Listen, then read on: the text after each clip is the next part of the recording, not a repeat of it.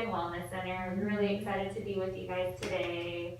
Today we're going to be talking about going into your internship once you've already done most of your studies for music therapy. So right now we're talking about the process of internships and some tips that and suggestions we might provide for you guys today. So yeah, so when you guys are obviously looking for internships, you have to do applications and interviews, of course. So couple things that you got to do, of course, is figure out where you're going to want to do internship with, like what populations you might want to work with. One place you can look is the AMTA national roster. That has a lot of things available there. You can also, I believe you could look by populations and settings, location, different things like that to narrow things down for you as well. Also, there's university affiliated internships. Yeah, which is what RGV Music Therapy and Wellness Center is. It's a university affiliated internship. And so there's a lot of those that you can find, and you can also find them on the AMTA website under the national roster. And so, yeah. Yeah, and you might want to also ask your university themselves. They might be able to provide that list for you of who they have under the university affiliated list. So, also for me in my case, I went to school in St. Mary of the Woods College, and we were not university affiliated with this internship program.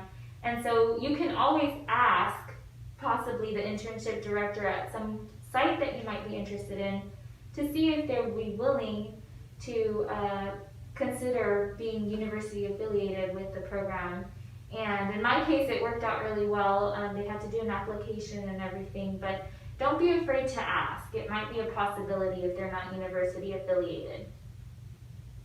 And then another thing that helped me when I was first looking for internship sites was just looking on, doing some research. I got on Facebook. There's a couple of groups on Facebook, actually not just a couple, there's probably quite a lot.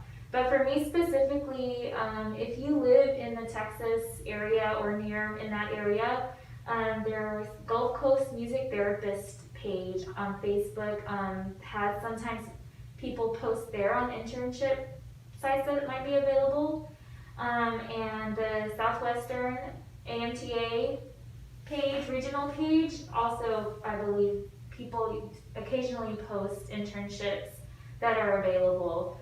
So just do a little research through social media. You might find some internships available there too. Yeah, that's a resource that I didn't even think about when I was looking for internships. I was mainly going off of the AMTA website and some resources from advisors or professors or even my peers who had completed their internship and were back for masters.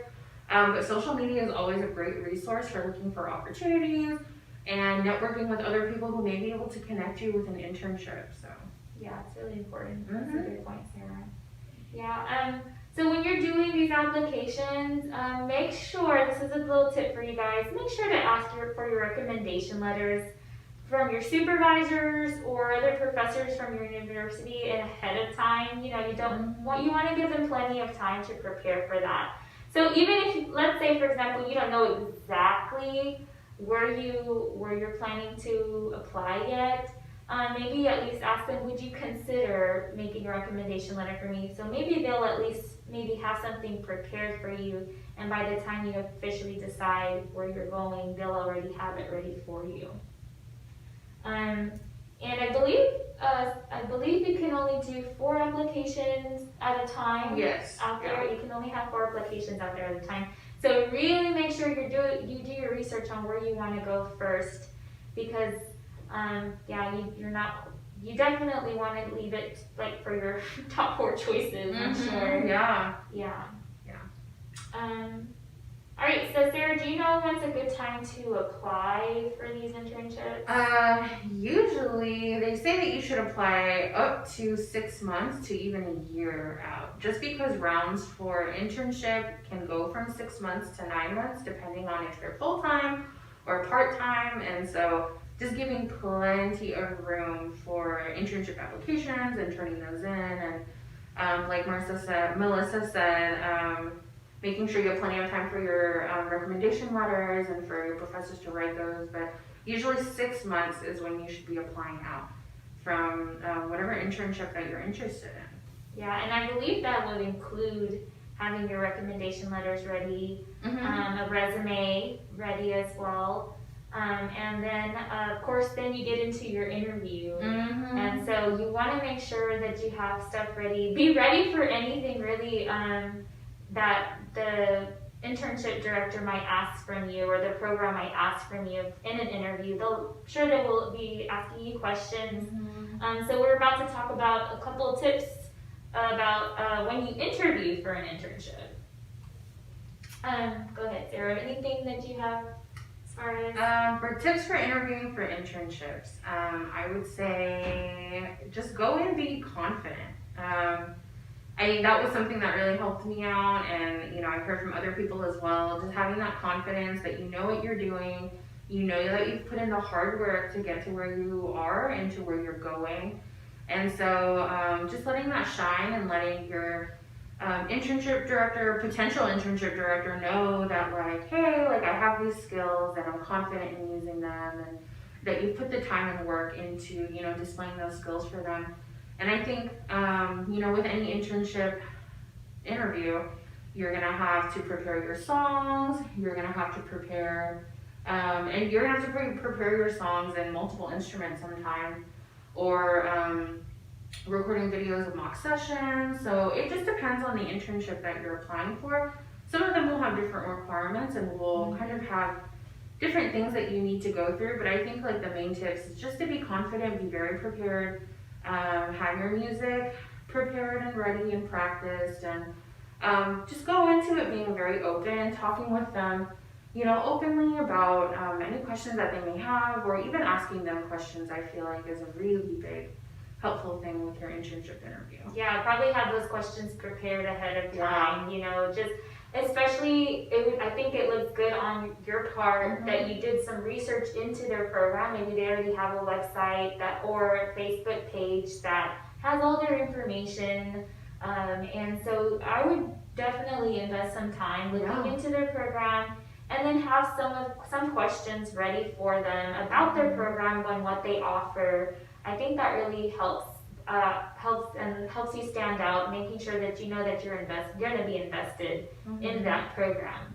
So so make sure to research, and then it also helps you avoid asking redundant questions. If you ask them, so what kind of populations do you work with? Well, it probably says it on their website who they get to work with. So to me, that would tell me that you didn't really take the time to really look into the program as much as you should have. So again, take that time to research the program, make sure you know what kind of program you're getting into, and have those questions prepared for them as well. And I think Sarah was talking to me earlier about doing mock interviews with somebody who's actually applying for this internship for January. So mock interviews are good. I always, whenever I hear about a friend or even a peer that is applying for an internship, I have an interview coming up this week, I always make sure to reach out to them and ask them hey, do you want to do a mock interview? Because going into your first interview, first of all, is very nerve-wracking. You're nervous, you're not sure what to expect, and so someone who's maybe already been through the process can maybe help you know what to expect, not necessarily giving you all the answers to how this is going to go, but at least just giving you some preparation and some expectations on maybe what kind of questions that you should be expecting from the internship director, or what might be important and what might they be looking for. And so I think mock interviews are a really great way to prepare and just to know what you're getting yourself into going in. And after that it definitely gets a lot easier, but mock interviews are a huge thing. I remember I did at least one or two before I actually did my first internship interviews, which was really helpful. And I know earlier Sarah mentioned about coming into the internship being confident. I also think that includes being genuinely yourself. I think that could really just help the the directors or the program see like what kind of person they're getting into their program, and just appreciate being your genuine self and showing who you really are. So yeah, being confident in who you are and yourself, and make sure you show that. Like, I made a couple jokes here and there, of course appropriate and being professional in my, just to show a little bit of my personality in my internship interview. And I think that helped me with this. So just something to think about too. Yeah, because I think your personality can have a lot of strengths in it, if you're amiable or if you're direct or so I really think that's important, is to be genuine with your internship director, because they're also looking for someone that they can, maybe connect with, or that, goes well with the environment of the facility that you're going to be at. So I think that's a really important thing, is to just be genuine and to be yourself. For sure. I think Sarah also mentioned the duration of your internships are usually from the 6 months that are that's full time. Yeah. That's typically the 40 hours a week. You do part-time for about 9 months. Now with COVID and everything happening this year, maybe some internships are extended, or you might be waiting to start your internship at a later date. But typically they're 6 months full-time to 9 months, or even a year. That's part-time. So hopefully that works with whatever your schedule is. For us, it's here. It's 6 months. 6 months, 40 hours a week. So full time. It's pretty great. And just to let you guys know, every internship's a little bit different. So for us, our times are a little flexible with when we want to come into the clinic or step out and leave for the day. But we have to complete the 40 hours, and there's some other internships that might be from 8 to 5, right? So it's going to be really important. That might be a question that you can ask the internship director if the information is not available on their webpage or any of their information through social media or anything like that. Some other things that might be different with, your variety of internships is the requirements that they're going to have, like not only the 40 hours a week, but maybe midterms, evaluations, finals. Some internships don't have finals or midterms.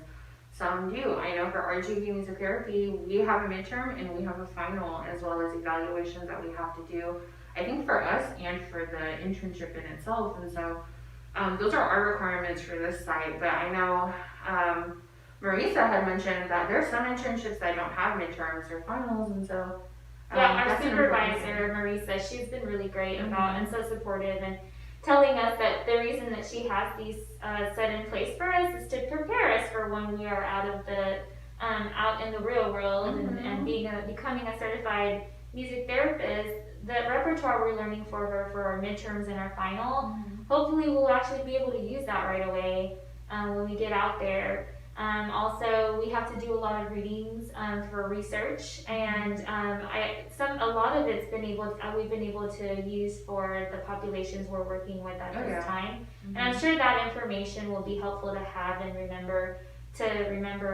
after the fact, and hopefully, I feel like our requirements for this internship have actually been very beneficial. I feel like, but not all internships will have those requirements.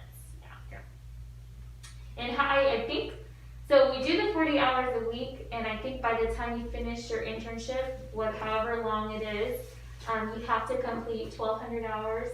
That's the bare minimum. 1,200 hours is complete. Which most of you already probably know from your programs, but just to give you guys an example of what we're going to be working with as far as, how many hours we're going to have to invest in this thing.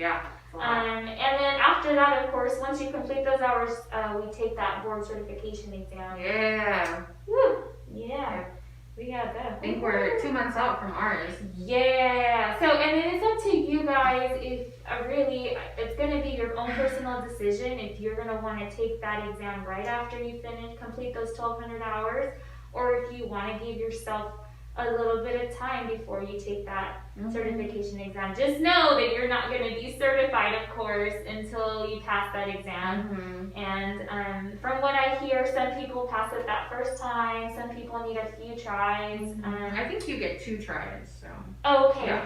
Okay, so I know that most of you probably already know there's a lot of Facebook groups out there that are very supportive, study groups, things like that. It's really great. Maybe you already have a study group planned with people in your university or just randomly other music therapy students out there. So yeah, make sure I found some good tips online about how to study and prepare for the exam. So make sure to do the same.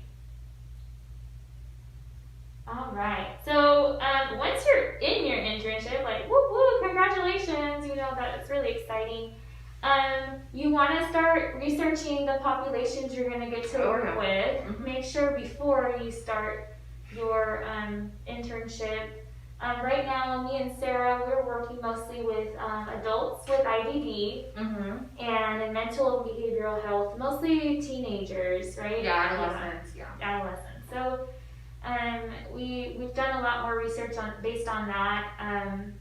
We also have done outside of the populations we've gotten to work with, but which has been helpful though. Hospice. Hospice was something we've read more into as well. Maybe at some point, our internship site used to offer it, but we're not able to see those clients at this time. So we're still wanting to get some experience. Our supervisor is going to let us kind of do a mock session to prepare for that. So maybe that's something you could consider asking your supervisor if you're interested in a certain population. Maybe your supervisor might do a mock session with you based on that type of population.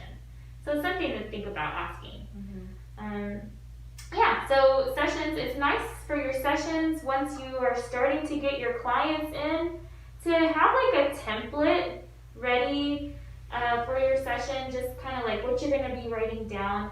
I know I think I first started out with just a regular piece of notebook paper and I just had all these scribbles on there and I'm just like... I remember both of us had like notebook paper and then I kind of just looked at you one day and I was like, this isn't working. Yeah, it just doesn't work, yeah. So Sarah and I, we both created like a template. Like, of course, at the very top, you got your name, your date.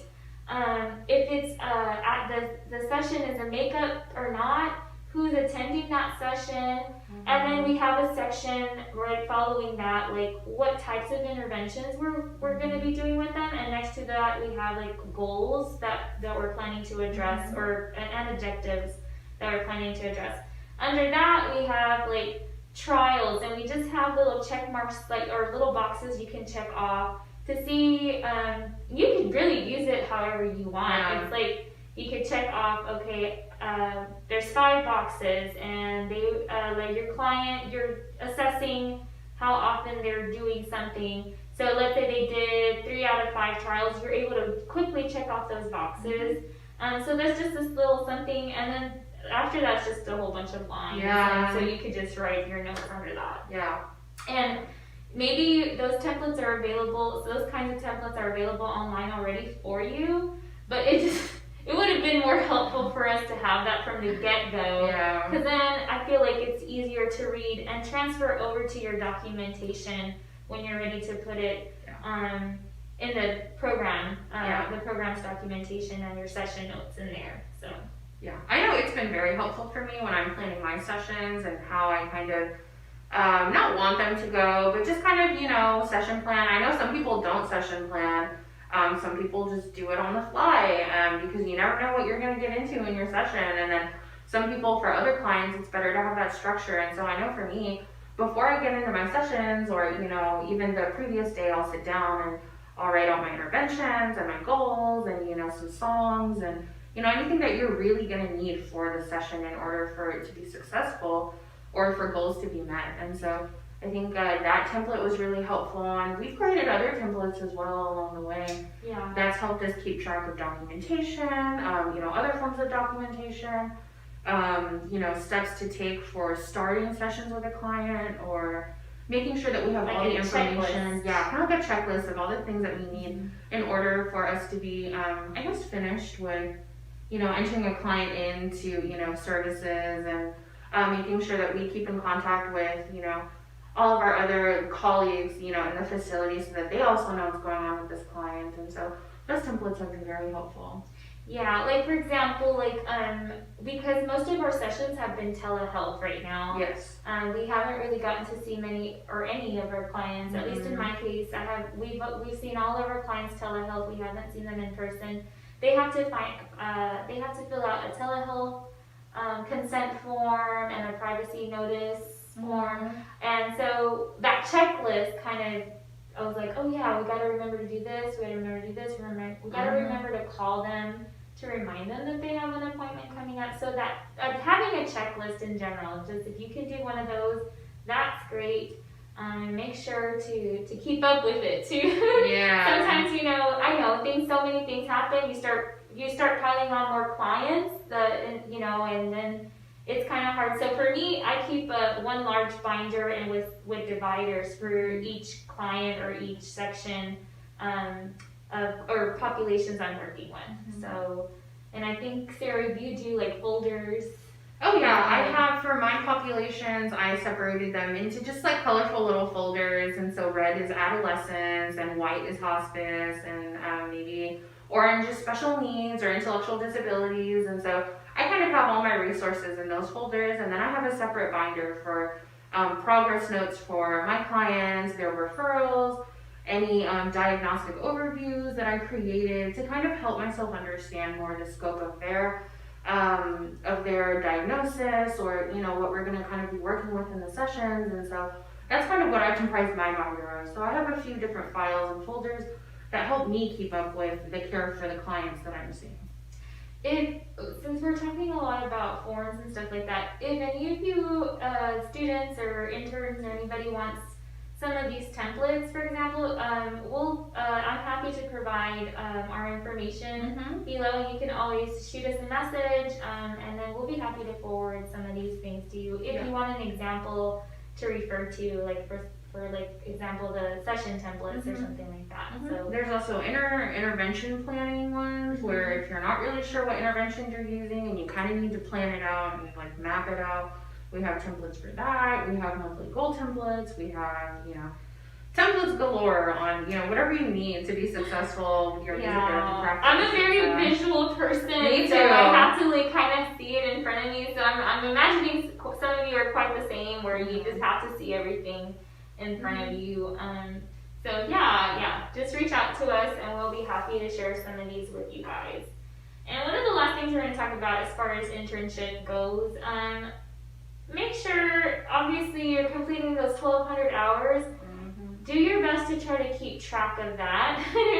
I know for my school, my university asked me to turn in a course once a month to them, and it's like a log of hours. I kind of modified the log of hours that the template that they had, so it's more understandable for me. And I had to do subdivisions of different hours, obviously like direct hours, indirect hours, and specifically what those kind of hours look like. So I just had something easy to just refer to and write those down at the end of the day. Oh, this is how many hours I did for practice. This is how many hours I did with work with clients or did assessments. So yeah, try to do your best to keep up with that. There's apps out there, I think, that will help you keep track of the hours if you just want to clock in and clock out. We use something called Timesheet, but that is obviously something our internship director has for us, and so it's going to be up to your internship site what they have. They might have something available for you to keep track. If not, I'm sure there's plenty of apps out there for you to be able to use. Yeah. Well, that's a lot of information. Yeah. I'm hoping there's some of you who have stuck around this long with us. But we kind of wanted to take some time right now at the end of our little video to talk about our own experiences here on our internship. We've had just such a great experience here, and we have some questions to ask each other. Who's first? You go, girl. All right. Go. What inspired you to become a music therapist? I was a choir director for 9 years, a middle school choir director. So I had gotten my bachelor's in music education. I was really excited about it. I've always was a big choir nerd, and so of course, if I love to sing and be in choir, why not teach it? So I just loved it. And I really, really loved that opportunity to be a choir director for those 9 years. Somewhere in the middle of that, the time that I was teaching, I really wanted to start accessing more of our students that were in special education. And because of limited resources, like not having enough paraprofessionals or teacher aides to have students in choir and art at the same time, I tried to see if there was other ways to get those students to have some music, especially those of the students that were interested in music. So at some point, I created an inclusive choir, and it was just my favorite part of the day. It was my favorite part of the day, and I wanted to see how else I could reach out to these kids and make it more successful for them and make them feel like they're more included in in the choir. So that's when I started researching music therapy. Let's see what this is all about. And yeah, that's how I got started. Nice. And what about you, Sarah? What inspired you? Well, I was beginning of my TWU career. I was actually a biology major. I came in as a biology major because I was on track to be either a pediatrician or a midwife or a neonatal nurse, something around kids and medical.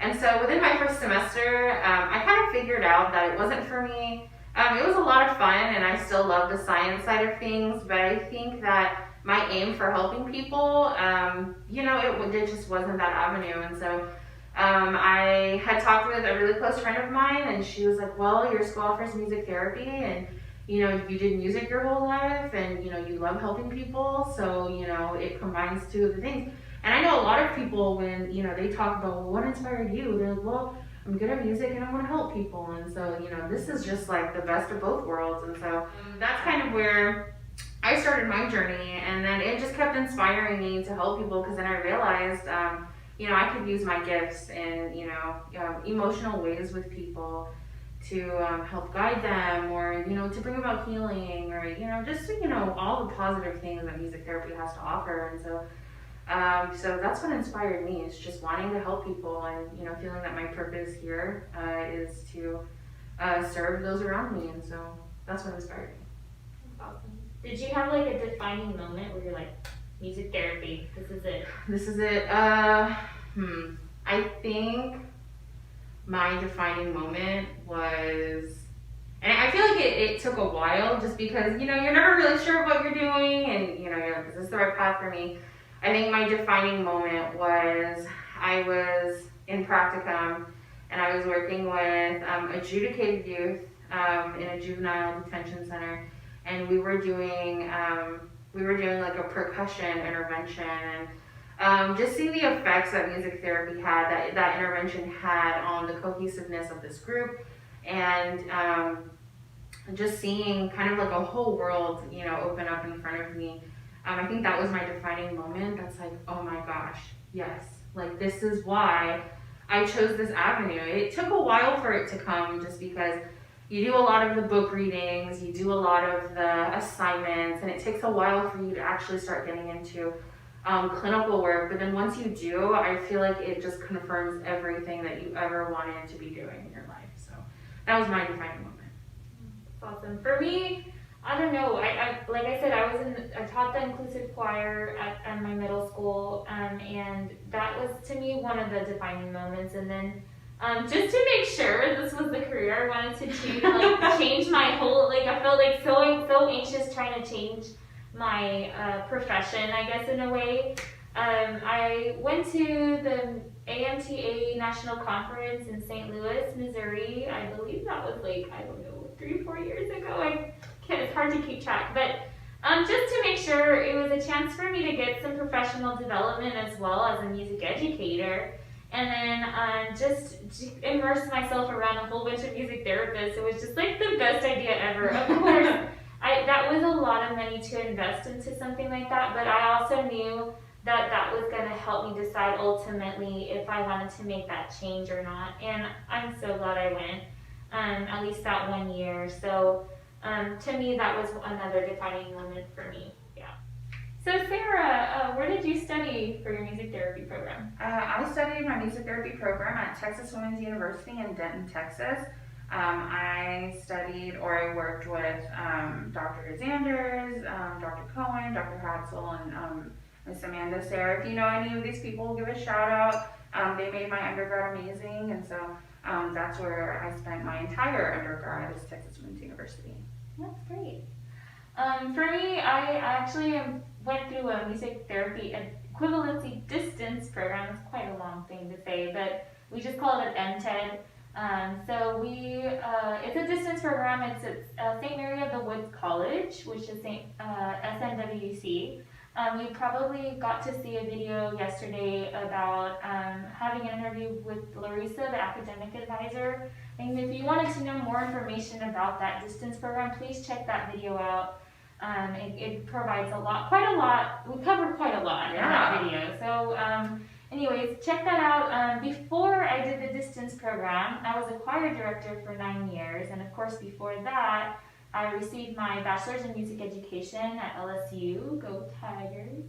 And so I had that experience of kind of had a different route when I first started kind of having a career in the first place. And then I decided to make a change into my profession, becoming a music therapist.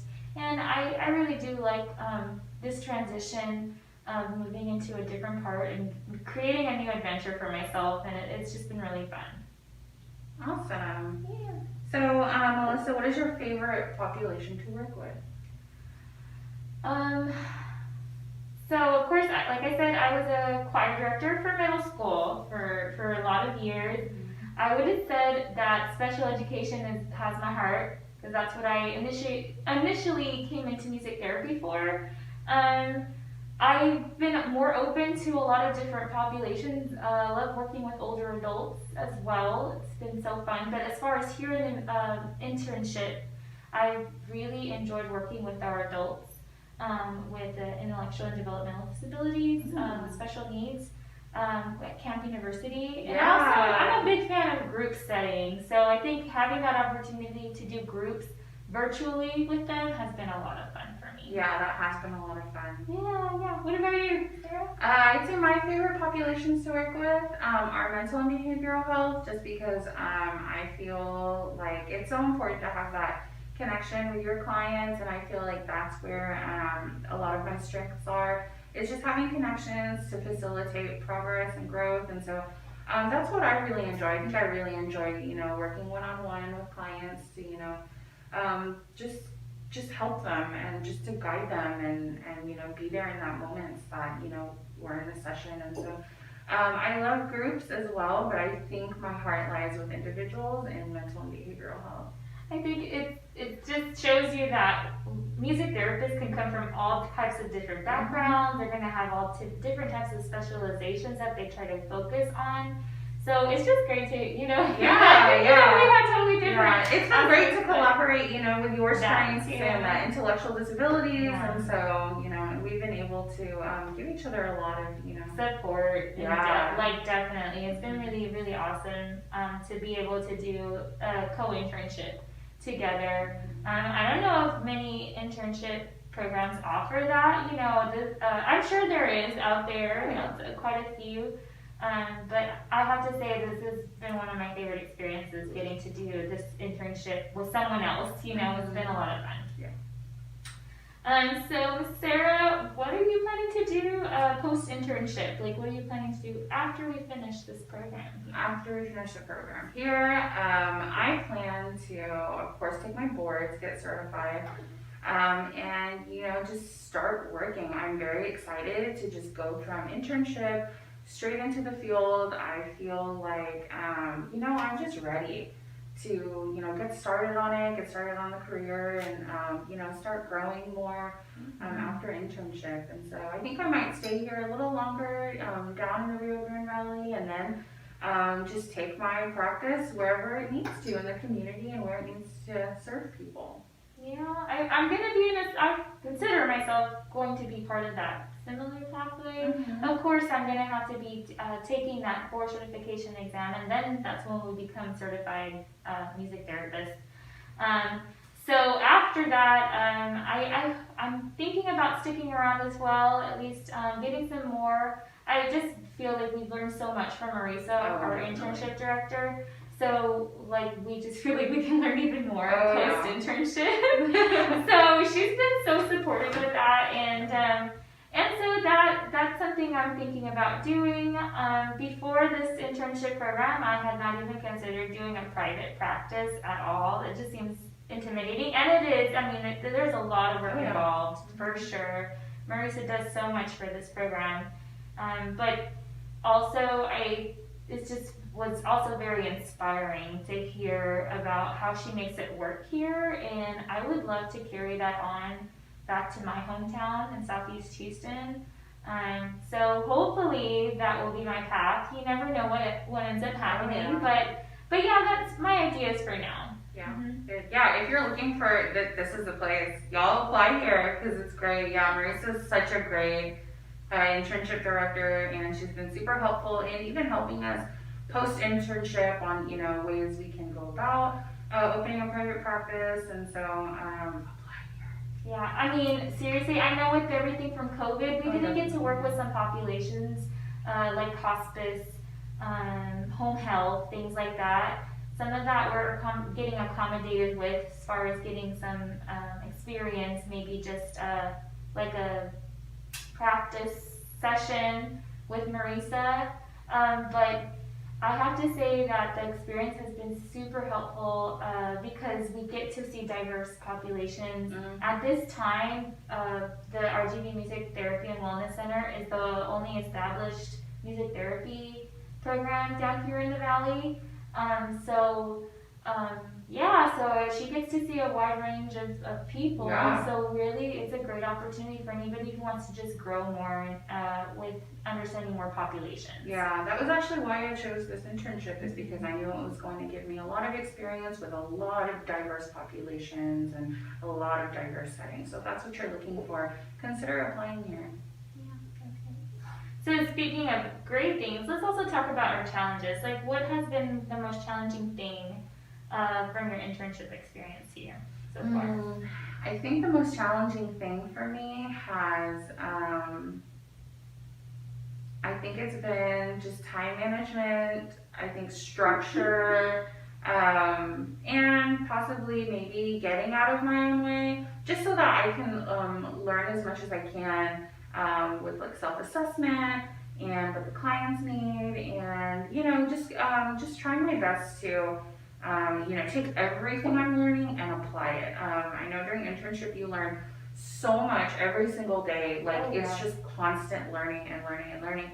And so I think the most challenging thing has just been trying to pick up all the pieces that you're given from the learning and then just go apply it. It's been so much fun to kind of be pushed out on my own and just kind of been told you can do it, and then actually finding out that you can do it and that you do have these strengths and you can use them. And so that's been the most challenging thing, but it's also been the most funnest thing. That's what's made it fun and challenging. So. Yeah, I've appreciated the challenge, that's for sure. Yeah. It's helped me grow so much, and I know we're already a little bit past our halfway point here in our internship, and I'm just like, it's like I've learned so much, but yet it went by so fast, and I'm like, oh no, we're reaching like the last part of our internship. But even so, I've been so grateful for that opportunity. My challenge has also been that time management. Making sure that I have everything, ready to go. It's just also really helpful to kind of keep tabs on each other. Mm-hmm.